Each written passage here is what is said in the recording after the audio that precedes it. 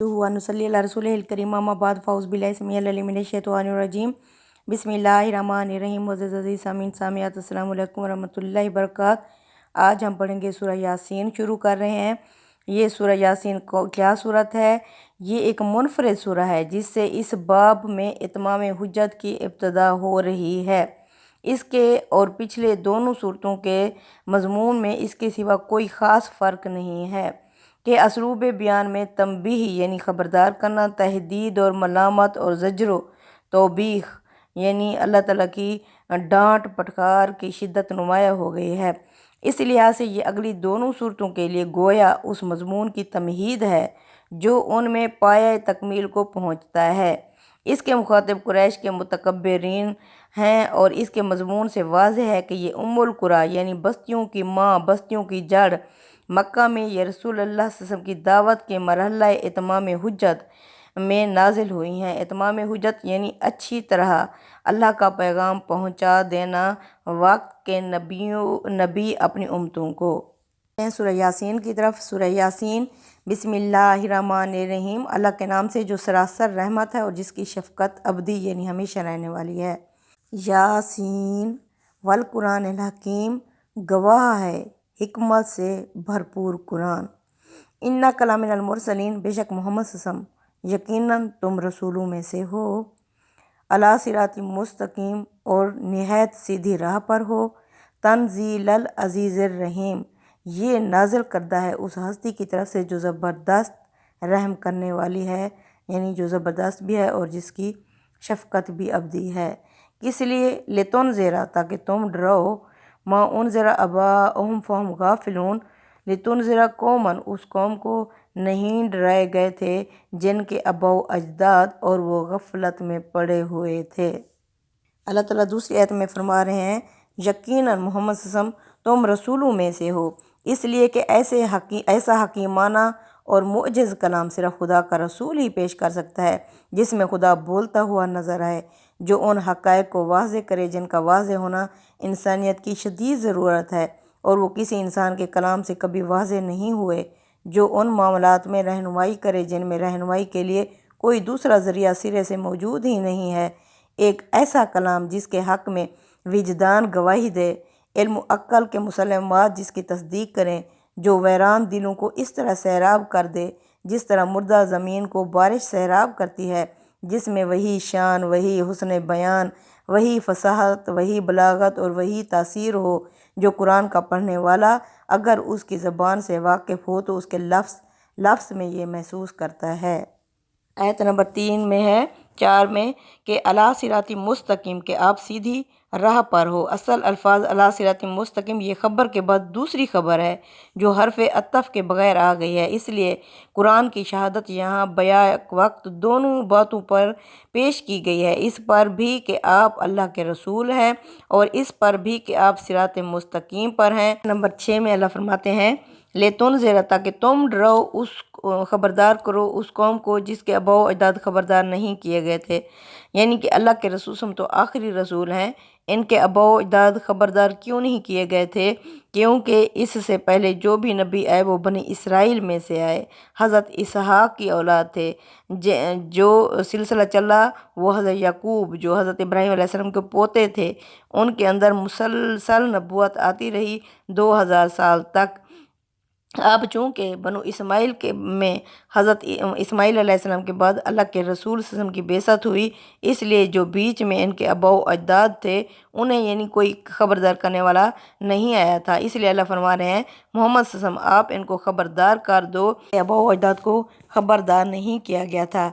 ये इशारा बनी इस्माइल की तरफ है जिनके पास पहले 2500 साल में कोई रसूल भी नहीं आया था। अब चूँकि इनके अंदर मोहम्मद सल्लल्लाहु अलैहि वसल्लम 2500 साल के बाद आप सल्लम की बेसत हुई। आगे अल्लाह आयत नंबर 7 में फरमा रहे हैं लक़द हक़्क़ल क़ौलु अला अक्सरिहिम फ़हुम ला युमिनून, यकीनन इन में से अक्सरों पर मेरी बात पक्की हो चुकी है कि ये ईमान नहीं लाएंगे। यानी वो बात जो हमने इब्लीस के जवाब में कही थी कि जो तेरी पैरवी करेंगे ख़्वाह वो चाहे जिन्नों में से हों या इंसानों में से, उनमें सब को जहन्नम यानी उनके साथ जहन्नम को मैं भर दूंगा। قرآن میں یہ نقل ہوا ہے کہ اللہ تعالیٰ نے یہ بات اس وقت فرمائی تھی جب ابلیس نے یہ دھمکی دی تھی کہ میں آدم کے بیٹوں کی اکثریت کو گمراہ کر کے چھوڑوں گا۔ سورہ اعراف میں شیطان نے کہا تھا میں ان کی سیدھی راہ پر بیٹھ جاؤں گا، میں ان کے آگے سے وار کروں گا یعنی مستقبل سے ڈراؤں گا، ان کے پیچھے سے یعنی ماضی کے پچھتاوے دلاؤں گا، میں ان کے دائیں طرف سے یعنی ہر خیر سے انہیں روکوں گا، اور میں ان کے بائیں طرف سے آؤں گا یعنی ہر برے کام کرواؤں گا، میں انہیں جنت میں نہیں آنے دوں گا۔ اللہ فرماتے ہیں یہ بات اکثروں پر پکی ہو چکی ہے کہ وہ ایمان نہیں لائیں گے یعنی شیطان کے کہنے میں آ جائیں گے۔ 8 میں آگے اللہ فرما رہے ہیں اِنَّا جَعَلْنَا فِي أَعْنَاقِهِمْ أَغْلَالًا، بے شک ہم نے ان کی گردنوں میں طوق ڈال دیے ہیں، فَاهِيَ إِلَى الْأَذْقَانِ، جو ان کی ٹھوڑیوں تک پہنچ گئے ہیں، فَهُمْ مُقْمَحُونَ، اور یہ سیدھے اس میں سر اٹھائے کھڑے ہوئے ہیں۔ وَجَعَلْنَا مِن بَيْنِ أَيْدِيهِمْ سَدًّا، ہم نے ان کے آگے بھی دیوار کھڑی کر دیا ہے، وَمِن خَلْفِهِمْ سَدًّا، اور پیچھے بھی، فَأَغْشَيْنَاهُمْ، پھر ڈھانپ دیا انہیں اس دیوار سے، فَهُمْ لَا يُبْصِرُونَ، پس انہیں کچھ بھی دکھائی نہیں دیتا۔ وَسَوَاءٌ عَلَيْهِمْ، برابر ہے ان کے لیے، أَنذَرْتَهُمْ، کہ آپ انہیں خبردار کریں، أَمْ لَمْ تُنذِرْهُمْ، یا نہ کریں، لَا يُؤْمِنُونَ، یہ ایمان ہی نہیں لائیں گے۔ إِنَّمَا تُنذِرُ مَنِ اتَّبَعَ الذِّکْرَ، بے شک آپ تو نصیحت کر سکتے ہیں اسے جو پیروی کرے اس نصیحت کی، وَخَشِیَ الرَّحْمَنَ بِالْغَیْبِ، اور وہ ڈرے بن دیکھے رحمان سے، فَبَشِّرْهُ بِمَغْفِرَةٍ وَأَجْرٍ کریم، ایسے بندوں کو خوشخبری دے دو اللہ کی بخشش اور بہت بڑے اجر کی۔ یعنی کہ وہ ایسے متکبر ہیں کہ ان کی گردنوں میں ہم نے گویا طوق ڈال دیے ہیں، وہ ٹھوڑیوں تک پہنچے ہوئے ہیں، سو ان کے سر اٹھے رہ گئے ہیں۔ ہم نے ان کے آگے بھی ایک دیوار کھڑی کر دی اور ان کے پیچھے بھی ایک دیوار کھڑی کر دی، اس طرح ہم نے ان کو ڈھانک دیا ہے تو انہیں اب کچھ نہیں سجائی دے رہا۔ ان کے لیے برابر ہے تم انہیں خبردار کرو یا نہ کرو، وہ نہیں مانیں گے۔ تم تو اے پیغمبر صلی اللہ علیہ وسلم صرف انہی کو خبردار کر سکتے ہو جو نصیحت پر چلیں اور بن دیکھے خدائے رحمان سے ڈریں، سو اس طرح کے لوگوں کو مغفرت کی اور خدا کی طرف سے باعزہ صلے کی بشارت دو۔ یقیناً ہم ہی ایک دن مردوں کو زندہ کریں گے اور ان کے حساب میں بھی ہمیں کوئی مشکل پیش نہیں آئے گی، اس لیے کہ انہوں نے جو کچھ آگے بھیجا اور جو کچھ انہوں نے پیچھے چھوڑا ہے وہ سب ہم لکھتے جا رہے ہیں، اور ہم نے ہر چیز ایک واضح کتاب میں درج کر لی ہے۔ اِنَّا نَحْنُ نُحْيِي الْمَوْتَىٰ، بے شک ہم ہی زندہ کریں گے مردوں کو، وَنَكْتُبُ، اور ہم لکھتے جا رہے ہیں، مَا قَدَّمُوا، جو انہوں نے آگے بھیجا، قدم یعنی اپنے ہاتھوں سے، وَآثَارَهُمْ، اور پیچھے چھوڑا یعنی جو نیکی یا برائی، وَكُلَّ شَيْءٍ أَحْصَيْنَاهُ، ہر چیز کو ہم نے شمار کر لیا ہے، فی امام مبین، اور کھلم کھلا کتاب میں لکھ دیا ہے۔ اب یہ کون سے لوگ ہیں جو ٹھوڑیوں کے بر سر اٹھائے کھڑے ہوئے ہیں، یعنی گردنیں ایسی تنی ہوئی ہیں کہ اوپر نیچے دائیں بائیں کوئی حقیقت دکھائی نہیں دے رہی۔ یہ متکبرین کی تصویر ہے۔ اس طرح کے لوگ ہیں جو اعتراف حق کی سعادت سے ہمیشہ کے لیے محروم کر دیے جاتے ہیں، اور یہ اس سنت الہی کے مطابق ہوتا ہے جو ہدایت اور ضلالت کے باب میں مقرر کی گئی ہے۔ ان کی اس حالت کو اللہ تعالیٰ نے اسی بنا پر اپنی طرف منسوب فرمایا ہے کیونکہ اللہ کو پتہ ہے کہ یہ ایمان لانا چاہتے ہیں یا نہیں لانا چاہتے، اس لیے اللہ تعالیٰ جو نہیں لانا چاہتا ان کی گردنیں اس طرح یعنی اکڑ جاتی ہیں، ایسے لوگ ہدایت سے محروم کر دیے جاتے ہیں، اور جن کے دلوں میں اللہ تعالیٰ کی محبت، آمادگی دین اسلام سے محبت ہوتی ہے تو اللہ تعالیٰ ان کے لیے راہیں ہموار کر دیتے ہیں۔ اللہ فرماتے ہیں کہ جو کچھ انہوں نے آگے بھیجا اللہ اسے کھلم کھلا کتاب میں لکھتا جا رہا ہے۔ یہ تحدید کے لیے فرمایا کہ کوئی اس غلط فہمی میں نہ رہے کہ اتنی وسیع دنیا اور اتنے بے شمار انسانوں کے اعمال کا حساب کون کرے گا اور کس طرح کرے گا۔ اللہ فرماتے ہیں ہم سب لکھتے جا رہے ہیں، اور قیامت والے دن اللہ فرمائے گا اقرا کتابک، پڑھ اپنا اعمال نامہ، کفیٰ بنفسک الیوم علیک حسیبا، آج کے دن تمہارا حساب لینے کے لیے تمہارا اپنا نفس ہی کافی ہے۔ آگے اللہ آیت نمبر 13 میں ایک واقعہ بیان کر رہے ہیں۔ اللہ فرماتے ہیں وَضْرِب، بیان کرو محمد صلی اللہ علیہ وسلم، لہم ان کے لیے، مثلاً ایک مثال، اصحاب القریۃ، ایک بستی والوں کی، اذ جاءہا المرسلون، جب آئے ان کے پاس رسول، اذ ارسلنا علیہم اثنین، جب ہم نے بھیجے ان کی طرف 2 رسول، فکذبوہما، پس بستی کے لوگوں نے ان دونوں کو جھٹلا دیا، فعززنا بثالث، پھر ہم نے تائید کی ایک تیسرے کے ذریعے سے، فقالوا، پس اس نے کہا، انا الیکم مرسلون، بے شک ہم تمہاری طرف بھیجے گئے ہیں۔ بستی والوں کی مثال سنو جب کہ ان کے پاس رسول آئے تھے، اس طرح کہ جب ہم نے 2 رسول ان کے پاس بھیجے تو انہوں نے دونوں کو جھٹلا دیا، پھر ہم نے ایک تیسرے شخص سے ان کی تائید کی تو انہوں نے لوگوں سے کہا کہ کچھ نہیں کہ ہم تو تمہارے پاس بھیجے ہوئے آئے ہیں۔ اس پر لوگوں نے جواب دیا، قالو تو انہوں نے کہا، ما انتم تم نہیں ہو الا بشر مثلنا مگر ہماری طرح کے انسان ہو، وما انزل الرحمن من شیء اللہ نے تو کچھ بھی نازل نہیں کیا، ان انتم الا تکذبون تم ہی جھوٹے ہو، نعوذ باللہ۔ قرآن نے بستی کا نام نہیں لیا، لیکن آگے کے اشارات دلیل ہیں کہ اس سے مراد مصر کی سرزمین ہے، جس کی سرگزشت بار بار قریش کو عبرت پذیرائی کے لیے قرآن میں بیان کی گئی ہے۔ اذ ارسلنا علیہم مثنین، جب ہم نے ان کی طرف 2 رسول بھیجے۔ یہ 2 رسول کون سے تھے؟ اس سے ظاہر ہے کہ حضرت موسیٰ اور حضرت ہارون علیہ السلام مراد ہیں۔ ان کے علاوہ انبیاء اور رسول کی معلوم تاریخ میں 2 رسول بیک وقت کسی قوم کی طرف نہیں بھیجے گئے۔ اب تیسرا جو دوڑتا ہوا ان کے پاس آیا، ان کا ذکر جس طریقے سے یہاں ہوا ہے اس سے یہ بات نکلتی ہے کہ یہ رسول نہیں تھے، بلکہ سیدنا صدیق رضی اللہ تعالیٰ عنہ کی طرح رسولوں کے ایک خاص مددگار کی حیثیت سے ان کی حمایت میں کھڑے ہوئے تھے۔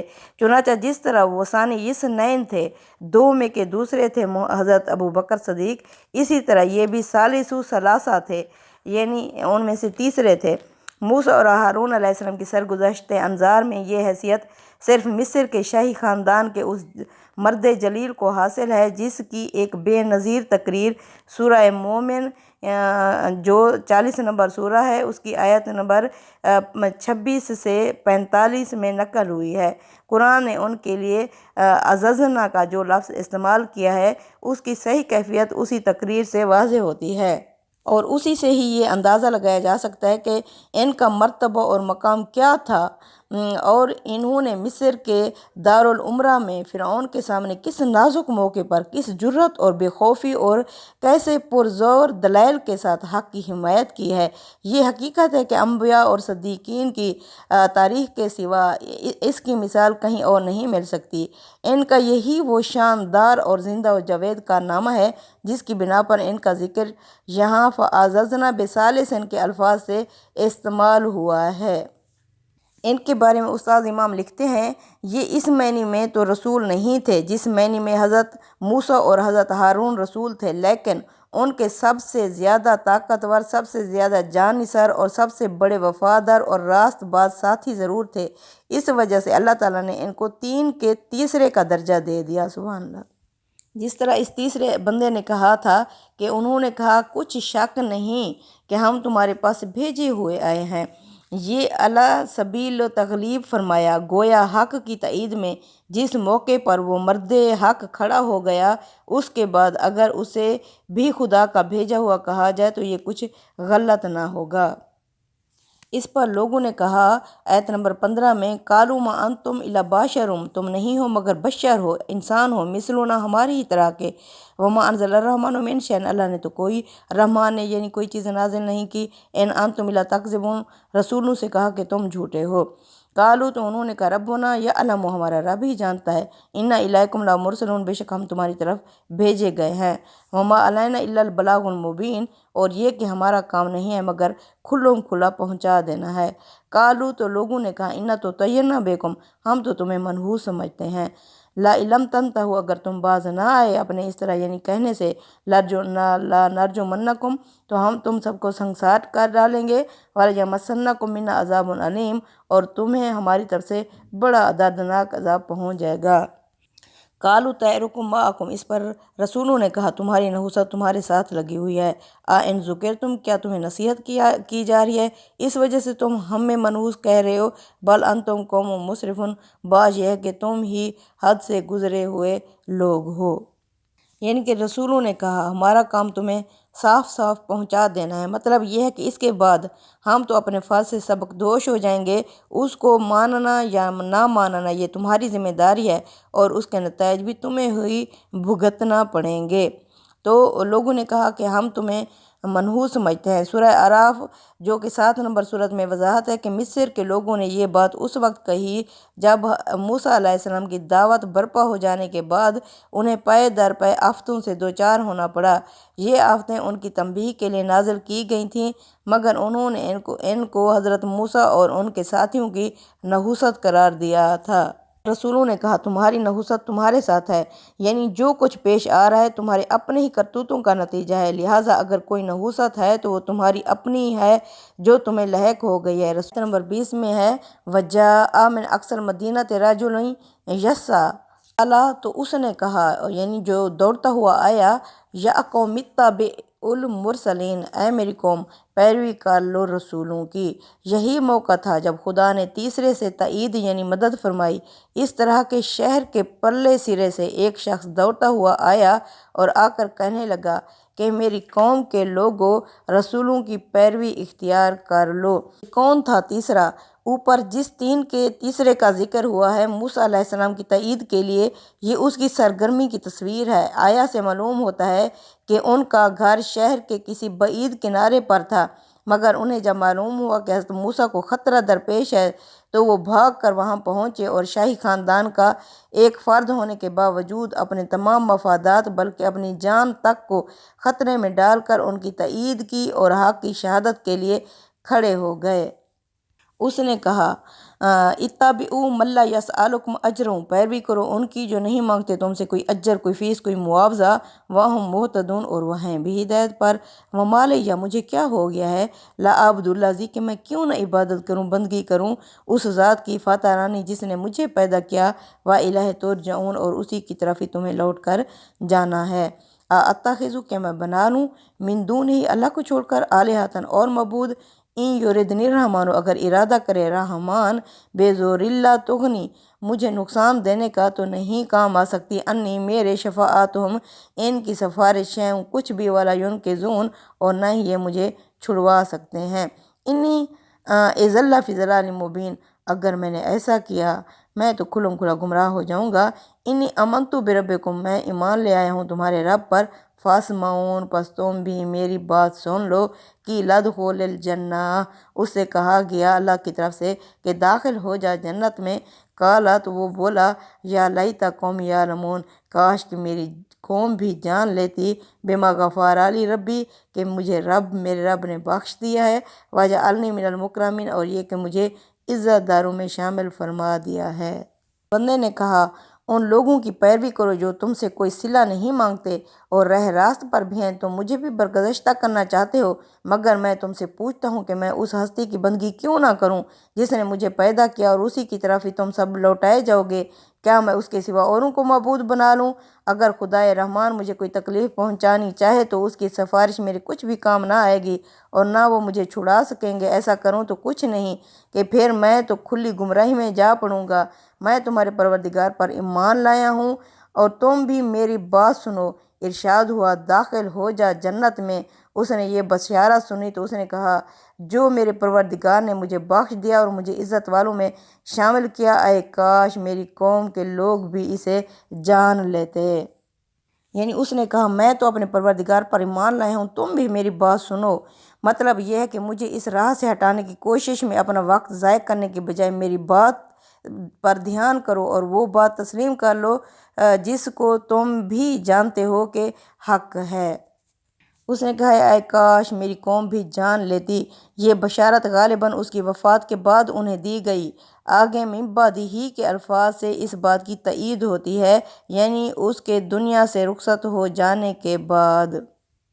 وما انزلنا علی قومہ من بعد من جند من السماء ما کنا منزلین، اور ہم نے نہیں اتارا اس قوم پر اس کے جانے کے بعد، یعنی اس آدمی کے مرنے کے بعد، کوئی لشکر آسمان سے، وما کنا منزلین، اور نہ ہی ہم اتارا کرتے ہیں۔ ان کانت الا صیحۃ واحدۃ، یہ صرف ایک دھماکہ تھا، فاذا ہم خامدون، وہ سب بجھ کر رہ گئے۔